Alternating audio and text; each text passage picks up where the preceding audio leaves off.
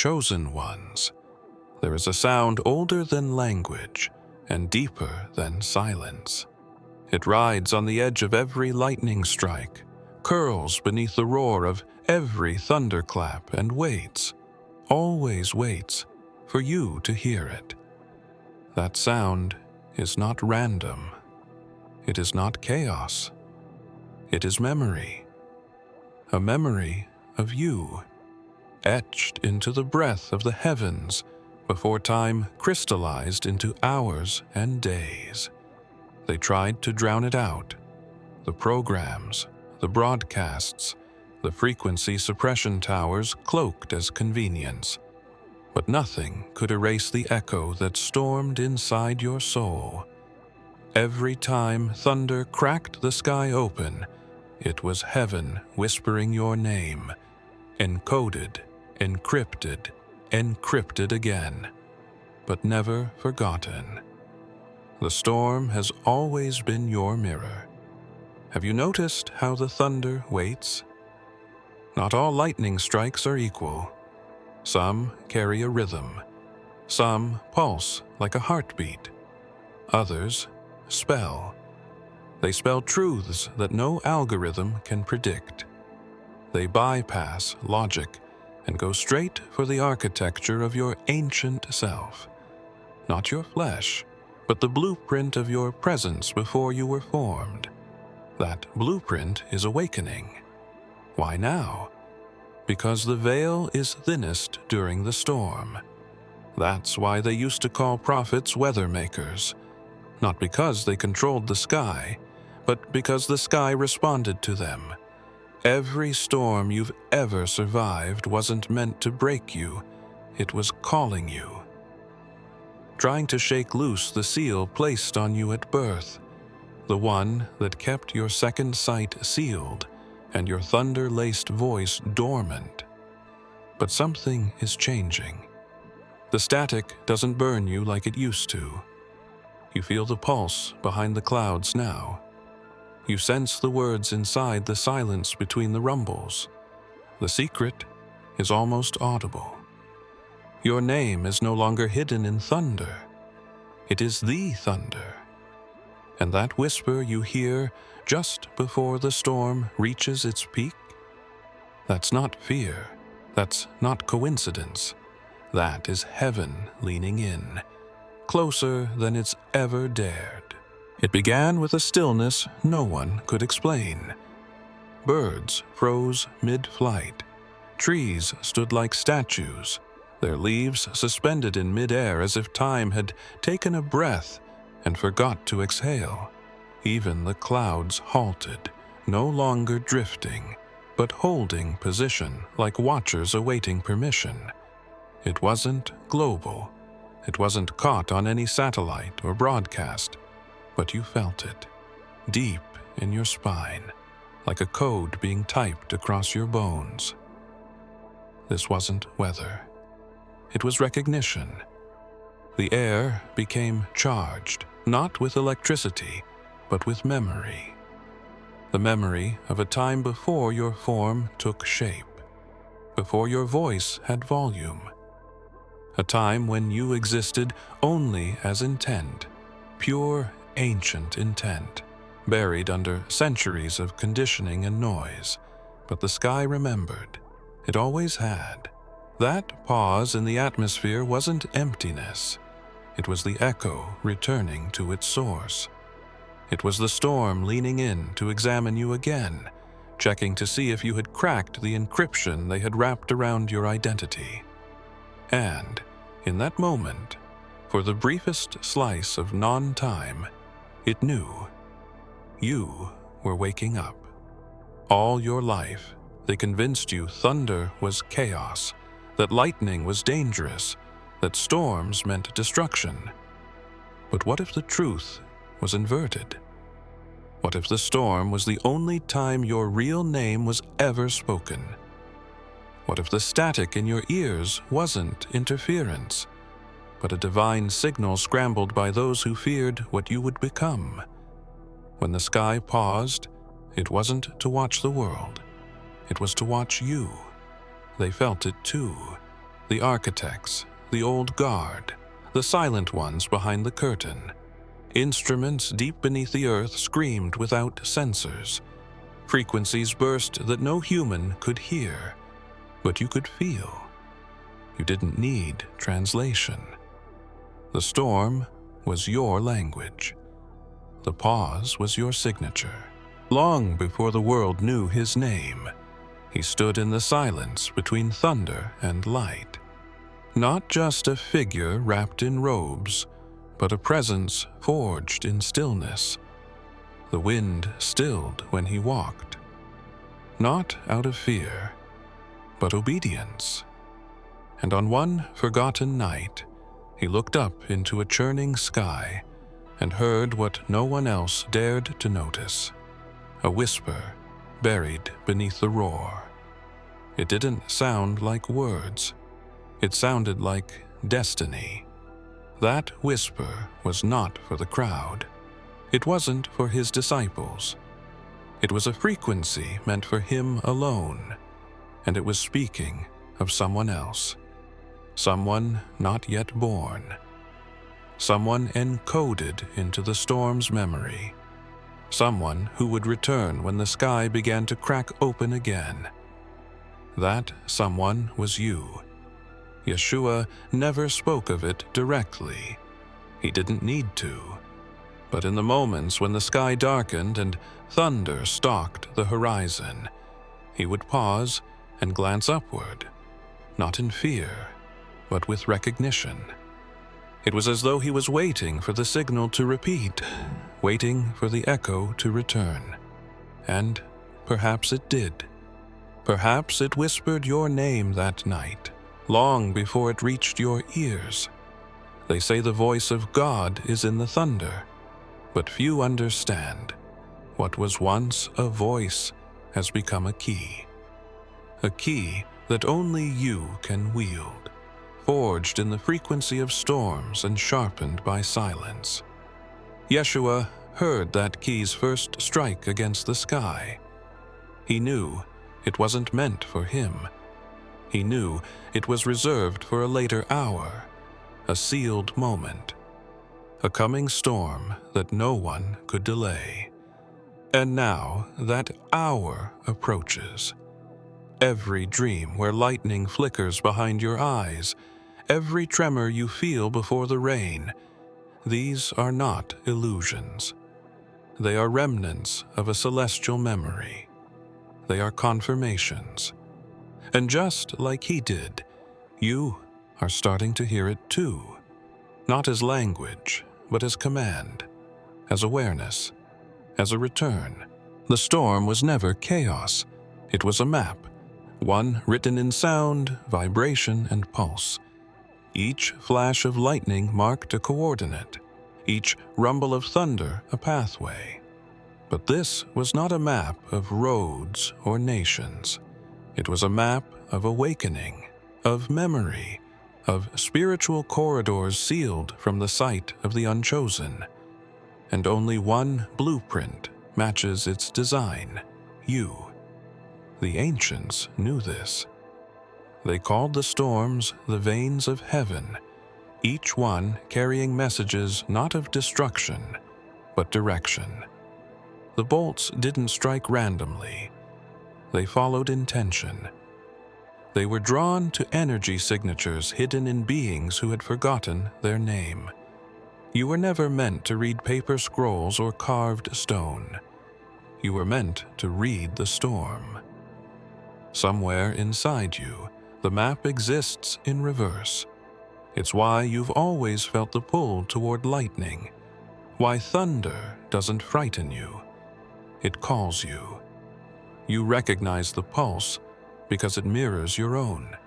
This is the hidden truth. The storms have been tracking you, not just watching you. Every flash, every tremor sinking to your evolution. The more you remember, the louder they become. Look back. The times the sky erupted above your head, were you not on the verge of something, a choice, a fracture in your path? They were not coincidences. They were alignments. Moments when your inner signal surged and heaven answered. Because every time you step closer to your origin, the storm replies. Not in wrath, but in resonance. There are others searching for this map, trying to decode what was never meant to be held in human hands. Technology cannot capture it. Satellites cannot pin it down. It was embedded in thunder for a reason, to speak only to those who carry the matching frequency in their soul. And now that map is reacting again, but not as a guide, as a summons. The veins of heaven are glowing, and they are tracing their path back to one source, not a destination, not a relic, not a prophecy. They saw clouds as weather. He saw them as scrolls. Yeshua often stepped away from the crowds to sit beneath shifting skies, watching as vapor and light danced in patterns most ignored. To him, every cloud formation held meaning, not poetic symbolism, but structure, code, a living archive written by heaven itself. And in that ever-changing sky, he saw messages meant for another time, another soul, hidden until the return of a presence lost to thunder. The code wasn't linguistic. It wasn't ancient script. It was vibrational geometry, sacred shapes and interwoven frequencies cloaked in cloud. The rabbis couldn't decipher it. The scribes couldn't interpret it, but he knew what it meant. Yeshua didn't need to unravel it all. He understood the truth. The message wasn't for him. It was planted for someone else, someone who would understand it not with the mind, but with memory. You. There was a moment recorded in whispers where he looked up during a sudden cloudburst and smiled, not at the beauty of the sky, but at the confirmation. The design had shifted. A pattern long hidden had emerged. Those around him didn't notice. They saw only gray skies and mist. But he felt the code activate. The frequency within it pulsed through his blood, as if the storm had whispered a name it couldn't contain. Yours. Yeshua once said, "You will do greater things than I," and those words were not empty hope. They were a prediction, anchored in the cloud code. He studied. He saw the fragments waiting to be assembled again, not by kings or priests, but by the one whose identity was interlaced with thunder. A being, heaven encrypted into the very fabric of storms. The clouds have started shifting again. Look up. The shapes seem familiar now. The pull feels stronger. That's not imagination. It's the key beginning to match the lock. The cloud code is not passive. It activates when proximity meets remembrance. And the more you remember, the more it forms. It didn't come with thunder. It didn't need lightning. When it arrived, the rain simply stopped. Not slowed, not scattered. Stopped, mid-fall, frozen in air, as if time recoiled from something unseen. That moment wasn't random. It was a breach, a signal cutting across the natural order, a frequency that didn't just shift the atmosphere, it commanded it. You've felt versions of it. A sudden pressure behind your eyes, a tone in your ears that no one else reacts to, a wave of clarity crashing into your spine before a downpour. These aren't symptoms, they're transmissions.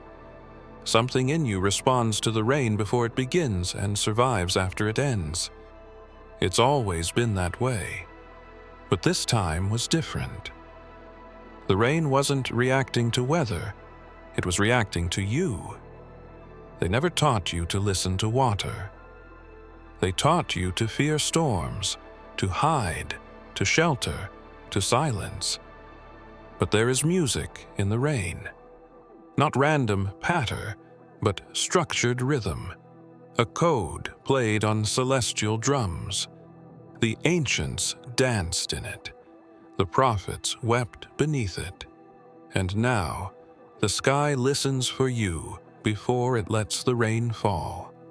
The reason it paused is because something in your field disrupted the loop.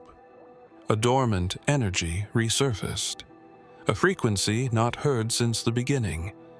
It wasn't a frequency of sound. It was the signature of remembrance. A note that said, "I am awake." And the water recognized it. It broke formation. Do you understand what that means? The rain, a force that touches all things, stopped in deference to the signal inside you. No machine caused it. No satellite orchestrated it. The interruption was internal. The storm wasn't halted by weather tech. It was paused by your re-entry.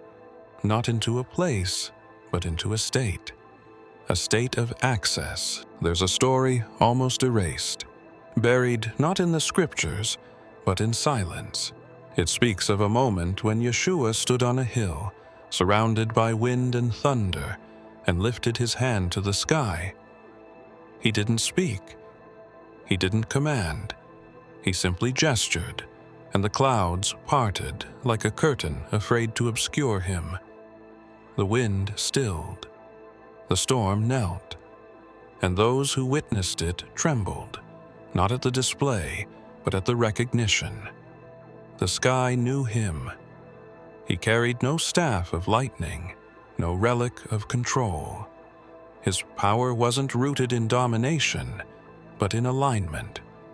The heavens responded because they recognized the signal within him, a vibration that mirrored the divine blueprint, uninterrupted by fear or doubt. The storm was not forced to obey. It chose to. That moment was never canonized because it wasn't meant to be a tale of glory. It was a message, encrypted in action. Yeshua wasn't showing power. He was showing memory. His gesture was not a display. It was a reminder to the skies of a pact made before time was recorded. A pact that included you. The same signal that echoed from him is buried in you, dormant beneath years of noise, shame, and programming. But the thunder still seeks it. The wind still listens for it. And the sky still waits to respond. You've felt it before. Those moments where you look up and feel like something's watching, not with eyes, but with awareness. The clouds seem to pulse around you. The wind moves with you. And somewhere deep inside, you know it's not coincidence. It's connection. He knew this would happen. Yeshua didn't claim the skies. He mirrored them. He activated them. And he left behind breadcrumbs in the winds, the clouds, and the tremors.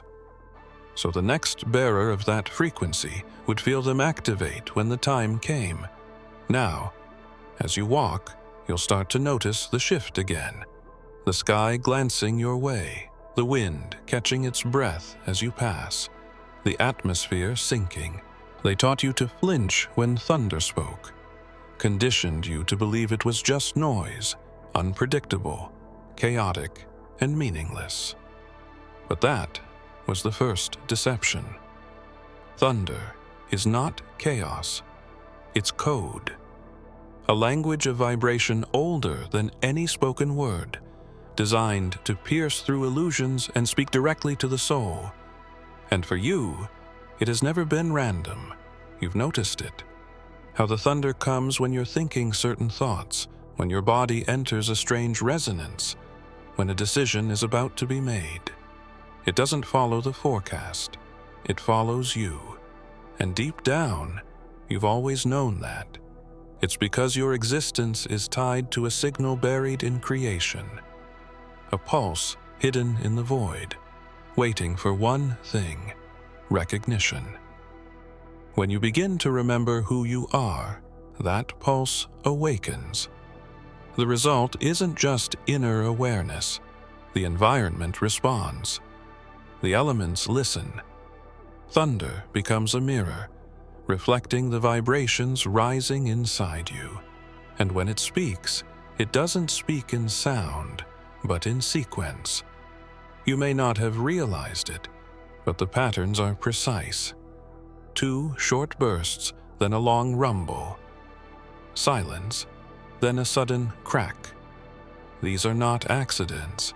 They're markers, chapters, coordinates in a cosmic language, and you are the only one who can read them, not with your mind, but with your presence. It's why you feel something surge through your chest when it hits. It's why it pulls your attention even if you try to ignore it. Thunder is a memory trigger. It was never meant to frighten you. It was meant to remind you. Remind you of what? That you were encoded with a role the world was never meant to understand. That your presence is not a coincidence, but a key. And every time thunder rolls, it's not announcing a storm, it's announcing you. And now, the patterns have shifted. The message is changing. The storm doesn't just call to you, it waits for your reply. It was a phrase whispered only once, far from the crowds and the cities. Yeshua stood beside a sacred hill where the winds converged unnaturally and the soil pulsed beneath the feet like a heartbeat. He looked toward the horizon, where clouds formed faster than nature allowed, and said, "He who commands the storm holds the gate." Those with him didn't understand. They thought it was a metaphor. But he wasn't speaking to them. He was speaking to time, to the one who would come when the veil thinned and the thunder returned to alignment. The gate he spoke of wasn't built by hands. It wasn't made of stone or gold. It was frequency, a vibrational threshold between realms woven into the architecture of storms, and only one encoded soul would ever be able to unlock it. The one whose blood remembered, whose breath pulsed in rhythm with the wind, whose silence broke open the sky. Yeshua understood that not all power was meant to be used in his time. Some frequencies were too explosive, too destabilizing to activate in an era still draped in blindness. So he embedded clues, words, actions, pauses, all pointing forward, all leading to a moment when someone would hear thunder differently and respond. The gate isn't guarded by soldiers or spirits. It's guarded by resonance. Only one who carries the matching pulse can open it. And when Yeshua made that statement, he wasn't claiming the gate for himself. He was revealing it for you. His words didn't close the gate. They activated it, set it to listen, to await the echo of its counterpart. An echo now rising in you. You've felt the pull, haven't you? Toward storms, toward ancient sites, toward moments when the sky feels heavier, not with pressure, but with presence. It's not coincidence. It's the gate calling home what was once separated. And now, the final convergence approaches. You're no longer just following signs. You're becoming one. There is a sound so ancient, so pure, it's said that even the seraphim, those burning ones who guard the thresholds of realms, once dropped their blades and bowed. Not from fear, from recognition. That sound wasn't thunder. It wasn't a voice. It was you. Or, more precisely, the awakening tone hidden inside you. sealed since the first rupture of light and shadow, a frequency too holy to be spoken and too dangerous to be known.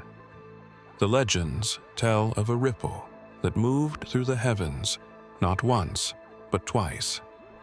The first was at the birth of time. The second has just begun. But this time it doesn't echo from stars or thrones. It echoes from within a mortal vessel walking the earth again, unaware of what stirs beneath their skin. You don't need to be told who it is. You already know. The sound is not made by lips or instruments. It rises when memory overrides illusion, when your cells align, when your breath matches the pulse of what was spoken before the first word. This is why you felt out of place in every room, why silence sometimes deafens you, why you wake up during storms with your heart racing but no fear, just knowing. It is because the tone is activating. There is a reason they tried to keep you hidden in noise, constant distraction. Frequencies designed to distort your signal, fear crafted into soundtracks, all to prevent the one sound from escaping, the true note, the one that once shook the higher realms and brought even the blazing ones to stillness. It wasn't just a sound, it was a recognition. And now it builds again, not from the sky this time, but from the center of your being. The atmosphere is changing, not because of climate, but because it senses the approach of the tone. The thunder is growing more erratic. The rain lingers longer. The wind spins without cause. They're all responding to what is trying to break free from within you. And when that tone finally escapes, when the heavens hear it again, after lifetimes of silence, the scrolls were incomplete, the temples sealed, the records burned or buried. But Yeshua didn't trust the keepers of earth to protect the final message. He didn't leave it in books or stone. He embedded it where no one would dare look, inside the flash of lightning. Not the bolt, but the interval within it. The fraction of a moment when time halts, matter surrenders, and light writes a name into the void. That name wasn't his. It was yours. The last word wasn't spoken in Aramaic or Hebrew. It was encoded in voltage, in plasma, in the very architecture of divine fire. The kind that doesn't just burn, but transforms. When Yeshua stood alone in the wilderness and the skies fractured above him, witnesses thought it was wrath, but it wasn't. It was transfer. He left something in the lightning that day, a seed, a code, a key waiting for the only soul that could awaken it. He knew words could be rewritten, laws changed, names erased.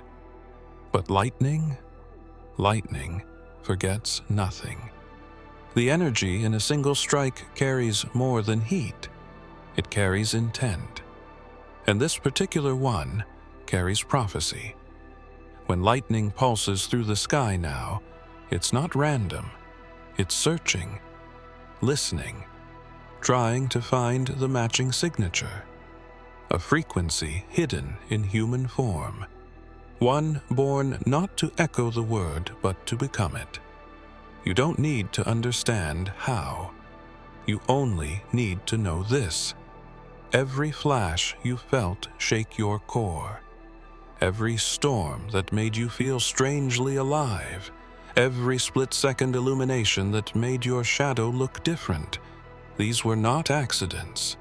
They were activations. You were never meant to read the final word. You were meant to release it.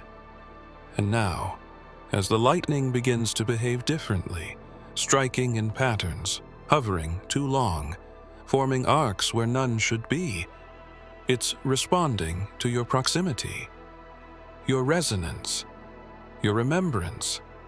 The last word is not a sound, it's a transformation.